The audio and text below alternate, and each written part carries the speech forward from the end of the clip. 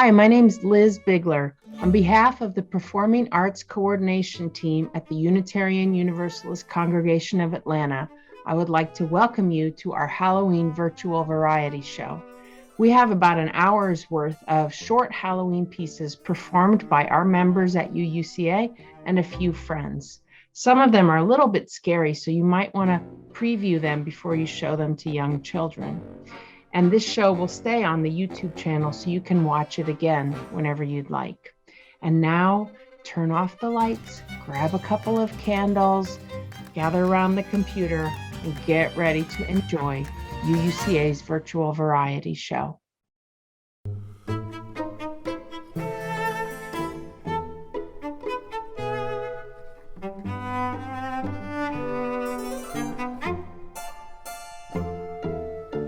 Little orphan Annies come to our house to stay, to wash the cups and saucers up and brush the crumbs away. To shoo the chickens off the porch and dust the hearth and sweep, to make the fire and bake the bread, to earn her board and keep. And all us other children, when the supper things is done, we sit around the kitchen fire and have the mostest fun. Listening to the witch tales that Annie tells about. And the goblins, they'll get you if you don't watch out.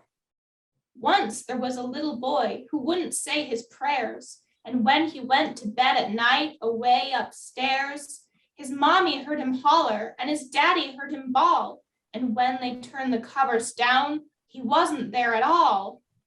And they searched him in the attic room and cubby hole and press, and even up the chimney flue and everywhere, I guess. But all they ever found of him was his pants and roundabout, and the goblins will get you if you don't watch out.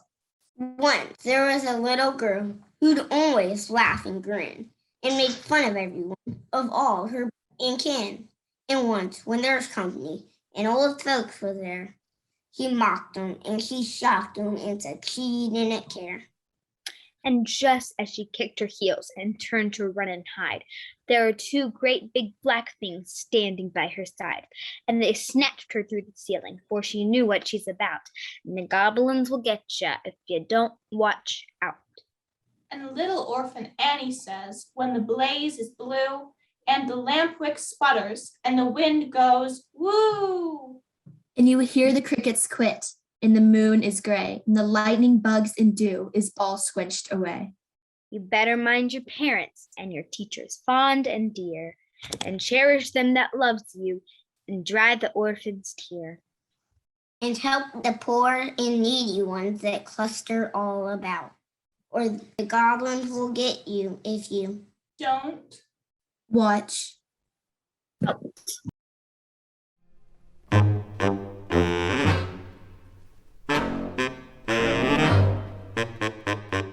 The Gingerbread Man. There once lived a girl who shared a home with her stepmother. Her father had remarried when the girl's mother died. Now, while her father lived, the stepmother treated the girl kindly. But when the girl's father died, that woman turned poison mean.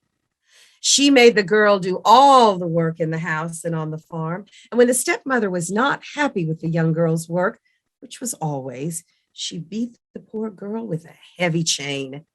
One morning, the stepmother said to her, "Today, you are going to chop weeds in the cotton patch." And she sent the girl out without any breakfast. The girl grabbed a hoe and began to work. She chopped, and soon her stomach began to growl. The longer she worked in the hot sun, the more running away seemed like a good idea. Finally, the girl hid the hoe in the weeds and ran away into the woods. Soon she was lost.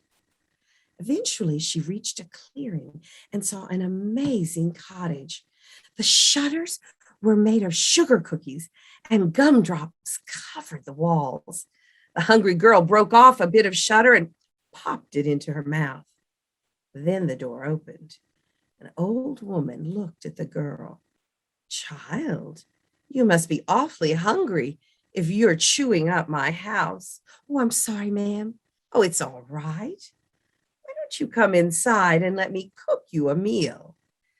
The girl was nervous, but she went inside. And the old woman did indeed serve a fine meal, and soon the two were talking and laughing. Then the old woman glanced out the window. Oh, it's getting dark. Time for you to go home. Do I have to? You need to go home, but I know you're living a hard life, dear, but you've got to go home. I'm not sure how to get home. Please, can't I stay? I'll help you find your way, but first, child, let me give you something. The old woman opened a cabinet and pulled out a gingerbread boy. She handed it to the girl. Put this in your pocket. Don't eat it until you are home. Your life will be better, child. In a short time, the old woman led the girl through the woods toward her home. The girl walked in her house, and yes, her stepmother was there waiting for her. I don't know where you've been, but you were not out chopping weeds. As she spoke, the stepmother picked up her chain. The girl saw the chain and ran toward her room. The stepmother came after her, swinging that chain. The girl slammed her door and braced a chair under the doorknob to keep her stepmother out. Inside her room, the girl sobbed. She was longing for the happiness that she had felt that afternoon. As she cried, the girl rolled over and felt the gingerbread boy in her pocket. She bit off an arm of the cookie, and suddenly a sharp knife flew off the table and whack, it cut off the stepmother's arm. The stepmother couldn't scream. She just stared at her arm on the floor.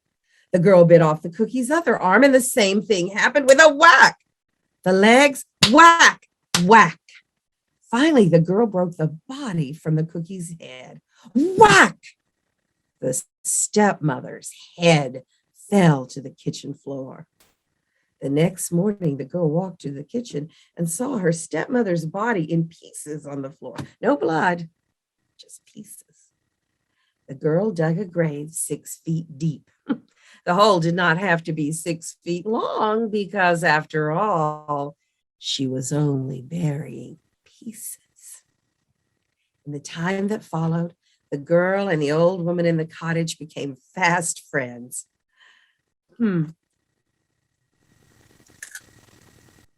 Want one?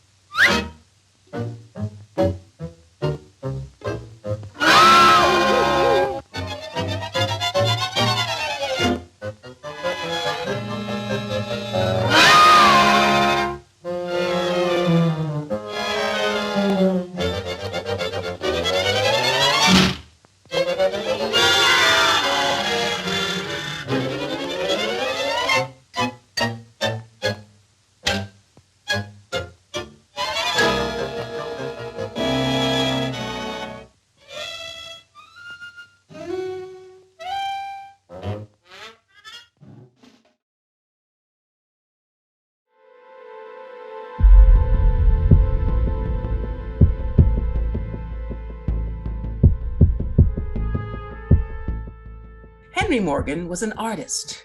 He could turn a blank canvas into a field of flowers that made you want to put your nose against it and take a deep breath. He'd been painting in a country town for a week and decided he'd sold as many paintings as he could. It was time to pack up his stuff and move on to the next town, which was called Kingston. But first, a good night's sleep. That night, Henry Morgan had a strange dream. He dreamed he was walking up a long, dark, carved staircase. At the top was a big door. He turned the handle and entered a bedroom. Hello? Anyone in here? He stepped in and looked around, squinting in the dim light. It was an ordinary bedroom except for two things. At his feet, the floor looked kind of like a checkerboard. The carpet was made up of large black and red squares that looked like trap doors. This is weird. He heard a sound and looked up. There was something strange about the windows. Each of them was fastened shut with 5 big nails that stuck up out of the wood. Why does a window need giant nails to keep it closed? Still in his dream, he suddenly felt tired and lay down on his bed and instantly fell asleep. During the night, a woman with a pale face and black eyes and long black hair came into the room. She leaned over the bed and whispered, "This is an evil place. Flee while you can." The woman touched his arm, and Henry Morgan awakened from his dream with a shriek. He lay awake, trembling for the rest of the night. In the morning, he told his landlady that he decided not to go to Kingston after all. I can't tell you why. I just need to go somewhere else. "Well, then why don't you go to Dorset?" she said. "It's a lovely town and it isn't too far." So, Henry Morgan grabbed his bag and his paint supplies and he went to Dorset. When he was having lunch in the pub, the waitress told him there might be a room available in the house at the top of the hill.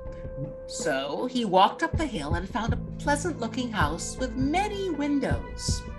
The landlady told him she did indeed have a room there and had a view that would be perfect for a painter. "Follow me," she said. "It's right up here.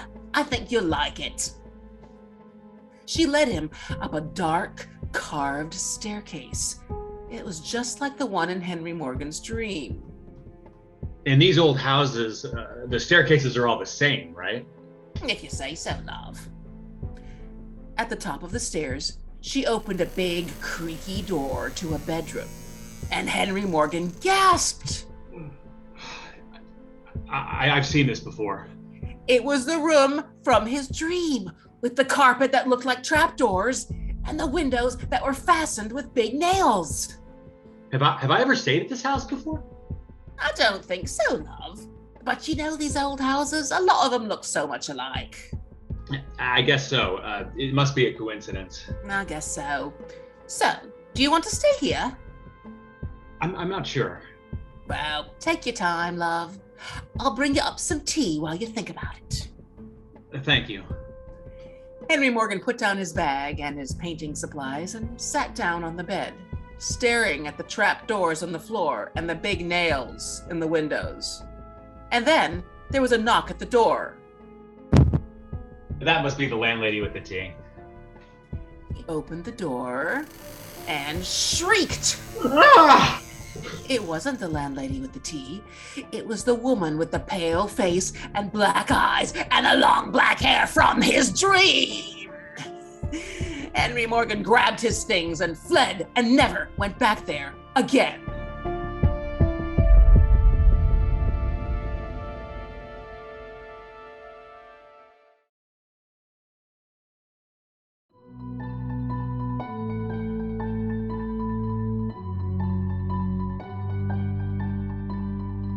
Have you seen the ghost of John? Long white bones with the flesh all gone. Ooh,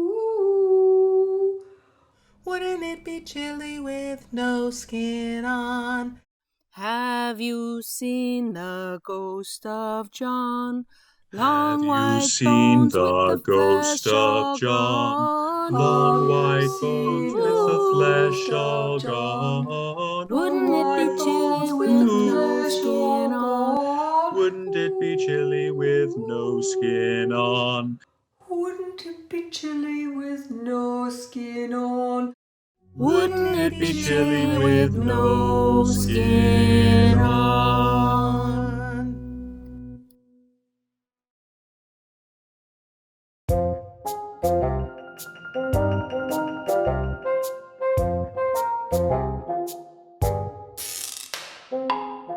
Once upon a time, not that long ago, there was a boy named Wilbur.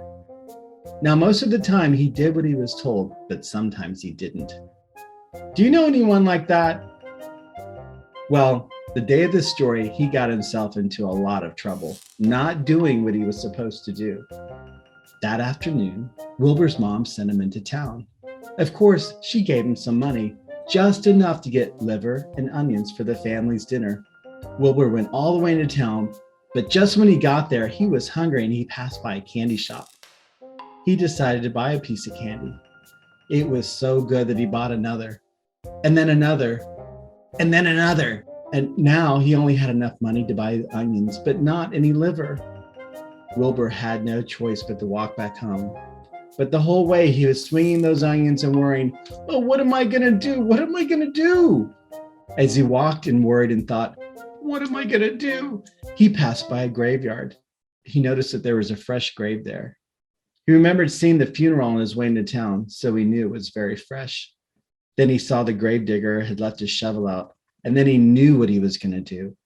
As the sun went down, he slipped into the graveyard, took that shovel, and can you believe it? He dug up that corpse, stole its liver, wrapped it in some paper, and took it home.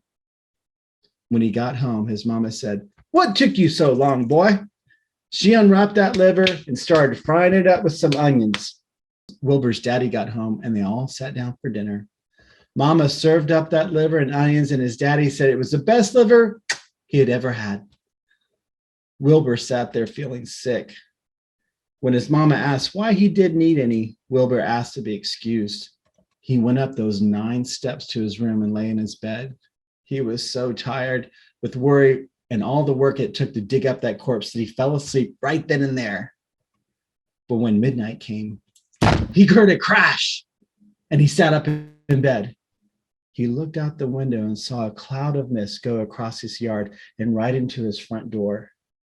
He heard a voice from downstairs. Wilbur. Wilbur said in a squeaky voice, what? You got something of mine? No. You got something of mine? No, I don't. Yes, you do. And I'm coming to get it. And he heard footsteps creaking on the steps. And he said, oh, what am I going to do? What am I going to do? And he heard that voice getting louder and louder. Wilbur, I'm on your first step. Wilbur, I'm on your second step. Wilbur, I'm on your third step. Wilbur, I'm on your fourth step. And Wilbur started crying, oh, what am I going to do? What am I going to do? Wilbur, I'm on your fifth step. Wilbur, I'm on your sixth step. Wilbur, I'm on your seventh step. And Wilbur pulled the covers over his head and said, what am I going to do? What am I going to do? And Wilbur heard the footsteps coming down the hall. Wilbur, I'm in the hall. Wilbur, I'm at your door. Then Wilbur heard his door creak open. Wilbur, I'm in your room. Wilbur, give me my liver. And Wilbur said, I don't have it. Oh, what am I going to do? What am I going to do? And that ghost pulled the covers off and said, you're going to give me yours, Wilbur. And he did.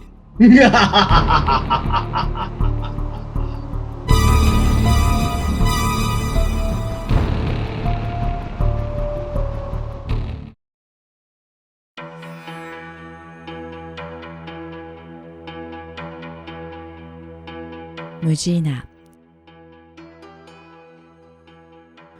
On the Akasaka Road in Tokyo, there is an ancient moat, deep and very wide, with high green banks rising up. And on the other side of the moat are the long and lofty walls of an imperial palace. Before the era of street lamps and automobiles, this neighborhood was very lonesome after dark, and the pedestrians would go miles out of their way rather than go there alone after sunset. One night, at a later hour, a man was hurrying along the road out there when he saw a woman crouching by the moat all alone and weeping. The man was afraid that she might be thinking of drowning herself, so he stopped to offer her help or comfort. "Young lady," he said as he came near her, "please do not cry like that. Tell me what the trouble is, and if there is any way I can help you, I surely will." But she continued to cry bitterly, hiding her face from him with one of her long sleeves.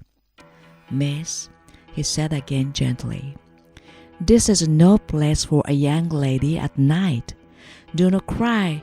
Please, let me help you." Slowly she stood up, but she kept her back turned to him and continued to moan and sob behind her sleeve. He laid his hand lightly upon her shoulder, but when he did, she turned around and dropped her sleeve, and the man saw that she had no eyes or nose or mouth, and he screamed and ran away.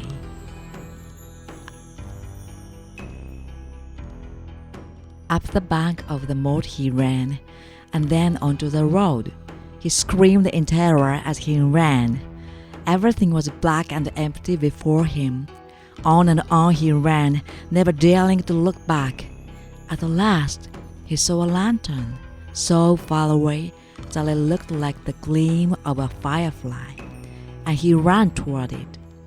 As he approached the light, he saw that it was the lantern of a man selling soba from a cart. Strange that the soba cart was there in the dead of night, but any light and any human companionship was good after that experience. Finally, the man reached the cart, and he flung himself down at the feet of the soba seller, crying, "Kore, kore, どうしたの?" said the sober man. "Here, what is the matter with you? Are you hurt?" No, I'm not hurt," says the man. "But it was horrible." Someone scared you?" said the soba seller. "Was it the robbers?" "No robbers, not robbers. I saw a woman by the moat, and she showed me. I cannot tell you what she showed me." "Oh, was it anything like this that she showed you?" says a sober man, turning to him, and the man looked and saw that the soba seller's face also became without eyes or nose or mouth, just like an egg. And then the light went out.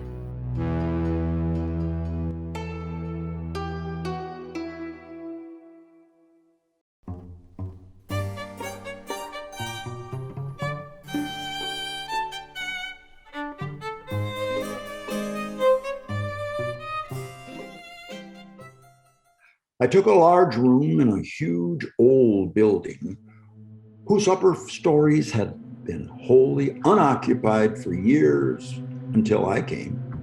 The place had long been given up to dust and cobwebs, to solitude and silence. It seemed to be groping along the tombs and invading the privacy of the dead that first night as I climbed up to my quarters. For the first time in my life, a superstitious dread came over me. As I turned a dark angle in a stairway, an invisible cobweb swung its lazy wolf in my face. It clung there, and I shuddered as one who encountered a phantom. I was glad enough when I reached my room. I slept profoundly. But for how long, I do not know. All at once, I found myself awake and filled with shuddering expectancy. All was still, all but my own heart. I could hear it beat. Presently, the bedclothes began slipping slowly away from the foot of the bed, as if someone were pulling them. I could not stir. I could not speak. Still, the blanket slipped deliberately away till my breast was uncovered. Then, with a great effort, I seized them and drew them over my head. I waited, listened, waited. Once more, that steady pull began, and once more I lay torpid, a century of dragging seconds until my breast was naked again. At last, I aroused my energies and I snatched the covers back to their place and held them with a strong grip. I waited. By and by, I felt the faint tug and took a fresh grip. The tug strengthened to a steady strength. It grew stronger and stronger. My hold parted. And for the third time, the blanket slid away. I groaned. An answering groan came from the foot of my bed. Beaded drops of sweat stood up on my forehead. I was more dead than alive. Presently, I heard heavy footsteps in my room. The step of an elephant, it seemed to me. There was a relief in that. I heard it approach the door and pass out without moving bolt or lock and wander away among the dismal corridors, straining the floors and joists till they creaked again as it passed. And then silence reigned once more. When my excitement had calmed, I said to myself, this is a dream, simply a hideous dream. And then a comforting laugh relaxed my lips, and I was happy again.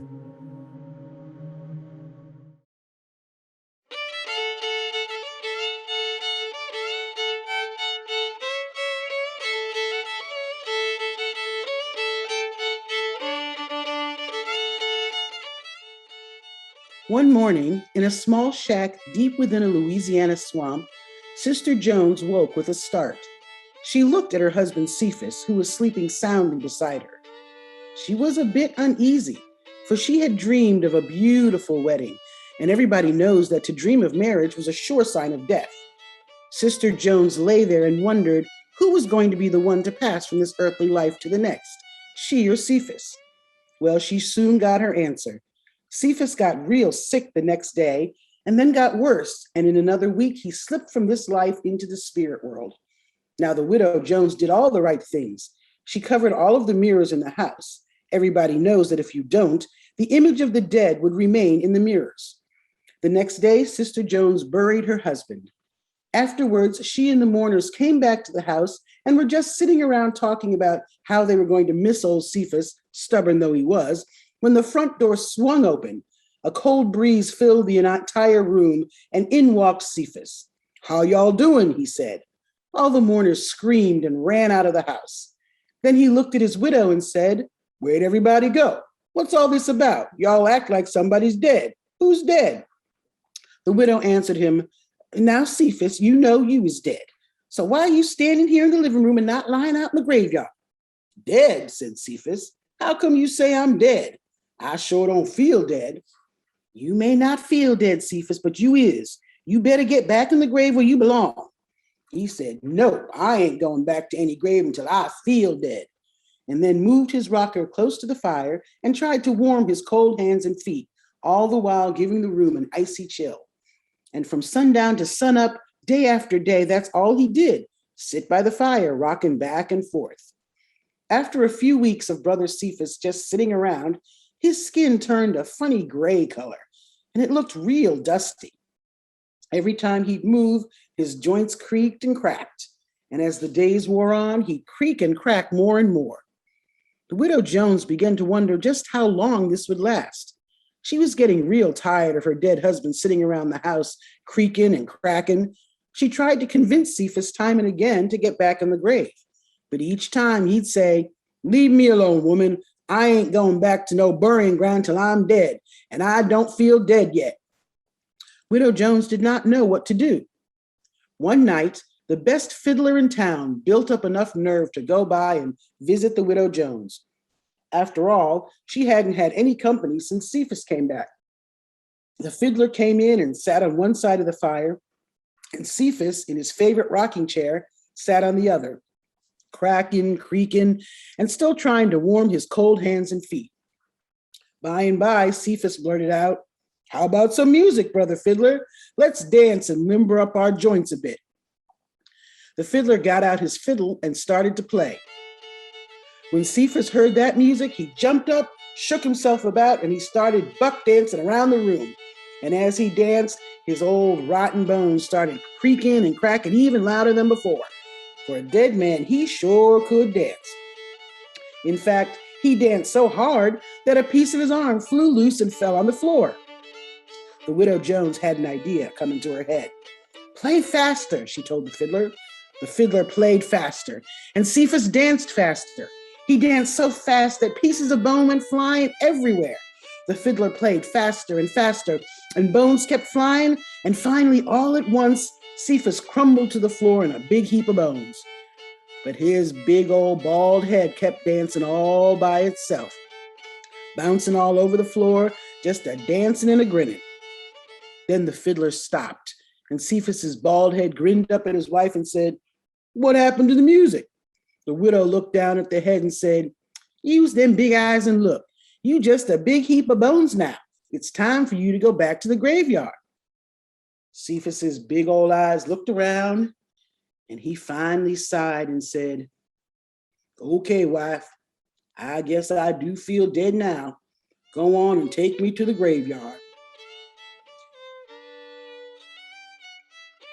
So the widow Jones and the fiddler gathered up all the bones and took them back to the graveyard. But she was careful to lay those bones all crisscross-like, so Cephas would never jump up and dance anymore. After that, Cephas didn't get up out of the grave no more. But that fiddler, he was so scared by what happened that he never came back no more. And sad to say, the poor widow Jones remained a widow for the rest of her life.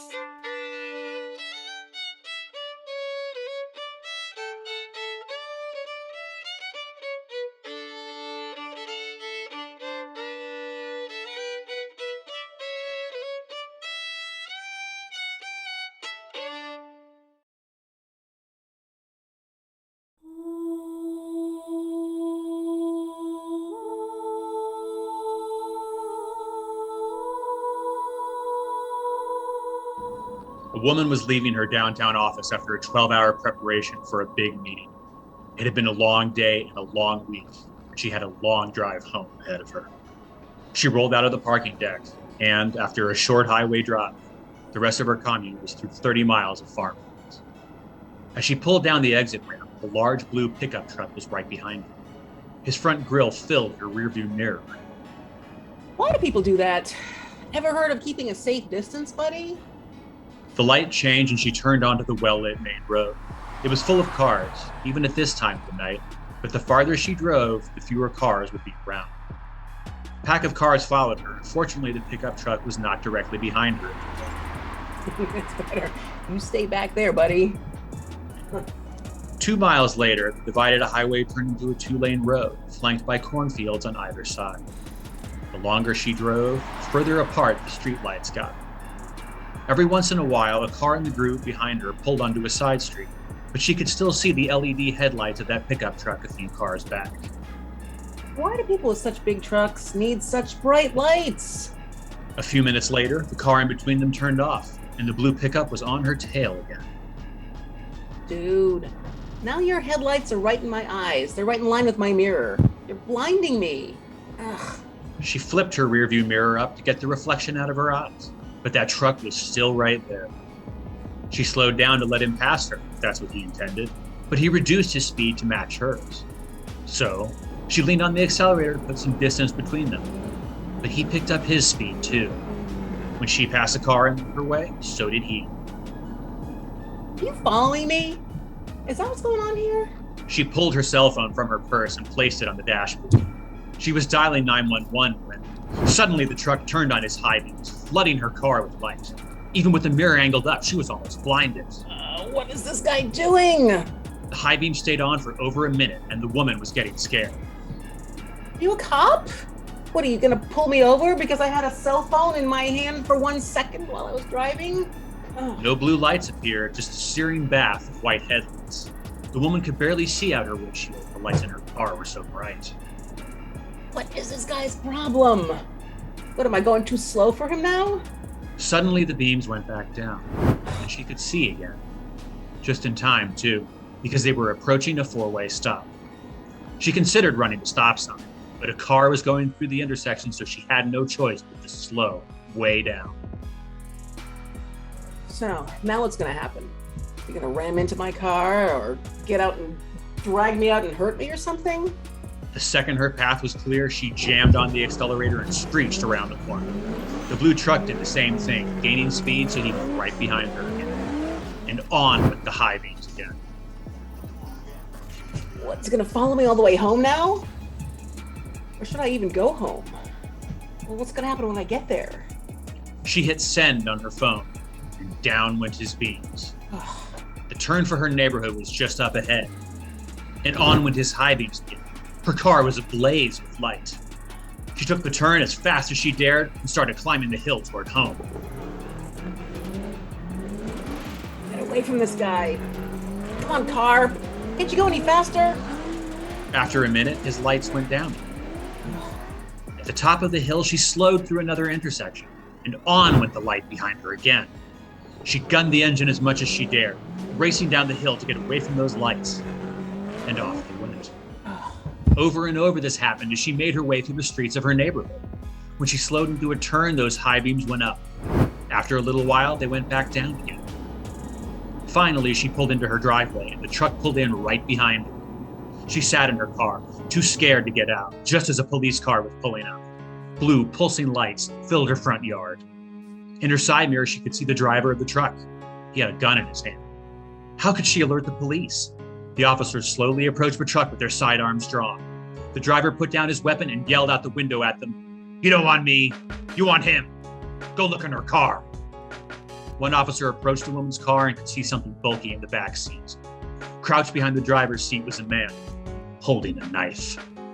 As the driver of the truck explained it, the man had slipped into the woman's car just before she left the parking deck. He saw it happen, but there was no way he could stop it. He thought about calling the police, but his phone battery was dead, and he was afraid to leave her. So he followed her car. Each time he saw the man in the back seat reach up to overpower her, the driver of the truck turned on his high beams. Then the man dropped down, afraid that someone might see him. But minutes later, he rose up again, and each time the truck driver flooded the car with light, turning on his high beams.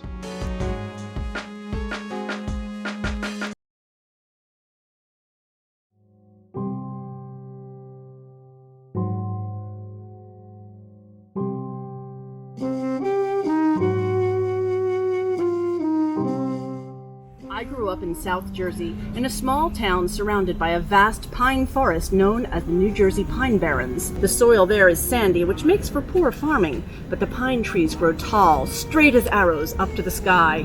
And when the wind blows off the ocean through the rustling pines, well, they don't just rustle like normal trees, they They kind of hiss. No, they whisper. They share secrets. Here's one they told me. It was a dark and stormy night.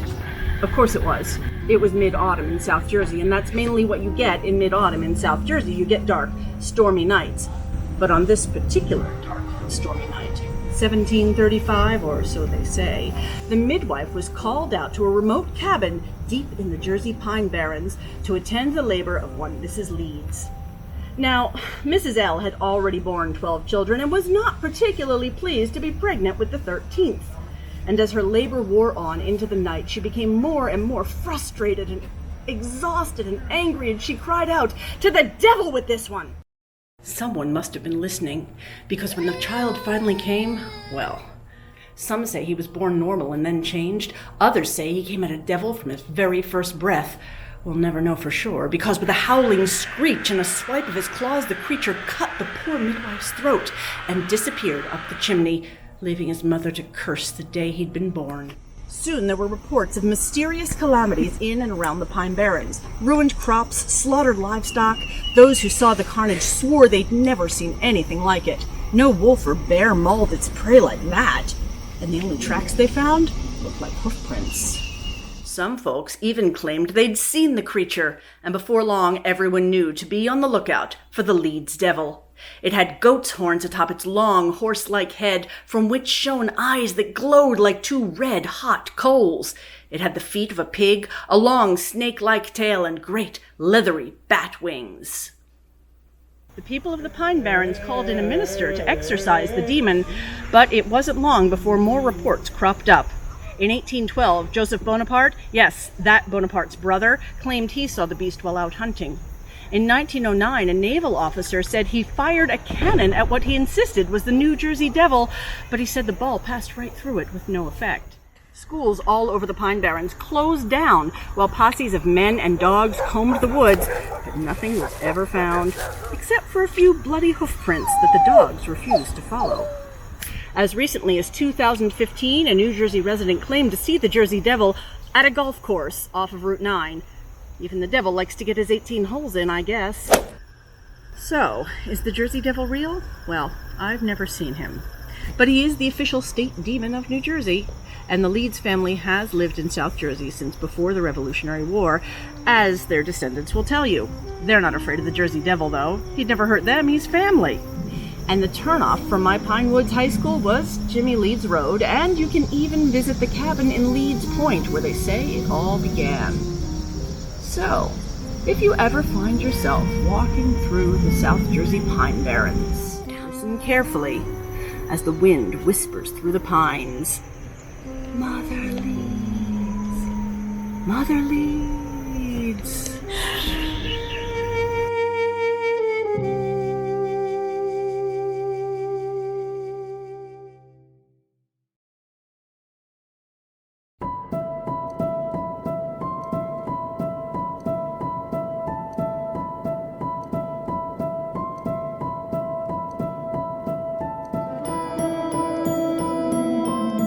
A long time ago, there were two children who lived by each other and played together all the time. They loved each other as children do. Isabella loved Alfred and his kindness. Alfred loved Isabella and the stories she told him. But none of Isabella's stories ever included an explanation of her red ribbon. For Isabella wore a red ribbon around her neck all the time. Every day, the same red ribbon. No matter what her clothes looked like, around her neck was the same red ribbon. Once, when they were children, Alfred asked Isabella why she wore it. "I may tell you someday, but not today," she answered. It drove Alfred crazy not to know, but Isabella wouldn't talk more. Alfred and Isabella grew up. They still lived by each other and still loved each other, but now they knew they loved each other as young adults do. Isabella loved Alfred and his kindness. Alfred loved Isabella and the stories she told him. But none of Isabella's stories ever included an explanation of her red ribbon. for Isabella wore a red ribbon around her neck all the time. Every day, the same red ribbon, no matter what her clothes looked like around her neck, was the same red ribbon. Once, after they'd recently married, Alfred asked Isabella why she wore it. "I may tell you someday, but not today," she answered. It drove Alfred crazy not to know, but Isabella wouldn't talk more. Isabella and Alfred had a family together. They loved their children and each other as parents do. Isabella loved Alfred and his kindness. Alfred loved Isabella and the stories she told him and their children. But none of Isabella's stories ever included an explanation of her red ribbon. For Isabella wore a red ribbon all the time. Every day, the same red ribbon around her neck. No matter what her clothes looked like, around her neck was the same red ribbon. Once, when their children were not around, Alfred asked Isabella why she wore it. "I may tell you someday, but not today," she answered. And it drove Alfred crazy not to know, but Isabella wouldn't talk more. Alfred and Isabella grew old together. They still loved each other as much as they ever had. Isabella loved Alfred and his kindness. Alfred loved Isabella and the stories she told him. But none of Isabella's stories ever included an explanation of her red ribbon. For Isabella wore a red ribbon around her neck all the time. Every day, the same red ribbon. No matter what her clothes looked like, around her neck was the same red ribbon. When Isabella became very sick and could no longer get out of her bed, Alfred asked Isabella again why she wore it. It drove him crazy not to know. But this time, Isabella answered. "I wore it for you," she said. She reached to her neck. She pulled at the red ribbon and began to untie it. The ribbon fell away, and her head fell off.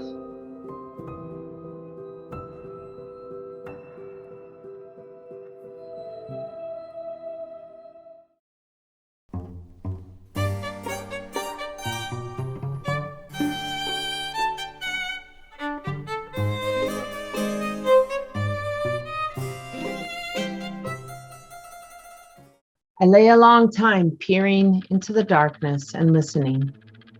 Then I heard a grating noise overhead, like the dragging of a heavy body across the floor, then a flinging of the body onto the floor, and the shuttering of the windows in response. In distant parts of the building, I heard the muffled slamming of doors. I heard, at intervals, stealthy footsteps creeping in and out among the corridors and up and down the stairs. Sometimes those noises approached my room, hesitated, and then went away again. I heard the clanking of chains faintly in remote passages and listened while the clanging grew louder, and while it wearily climbed the stairways, marking each move with the loose surplus of chain that fell with an accented rattle among each succeeding step as the goblin that bore it advanced. I heard muffled sentences, half-uttered screams that seemed smothered violently, and the swish of invisible garments and the rush of invisible wings. Then I became conscious that my chamber was invaded, that I was not alone. I heard sighs and breathing around my head, and mysterious whisperings. 3 little spheres of phosphorescent light appeared on the ceiling just over my head and glowed there a moment and then dropped, 2 of them upon my face and 1 upon the pillow. They spattered liquidly and felt warm. Intuition told me that they had turned to gouts of blood as they fell. I needed no light to tell me that.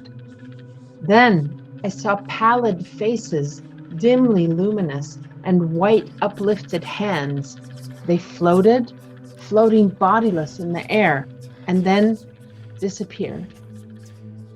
The whispering ceased, and then the voices and sounds, and a solemn stillness followed. I was weak with fear. I slowly raised myself toward a sitting posture, and my face came in contact with a clammy hand. All strength went from me, and I fell back like a stricken invalid. Then I heard the rustle of a garment. It seemed to pass through the door and go out.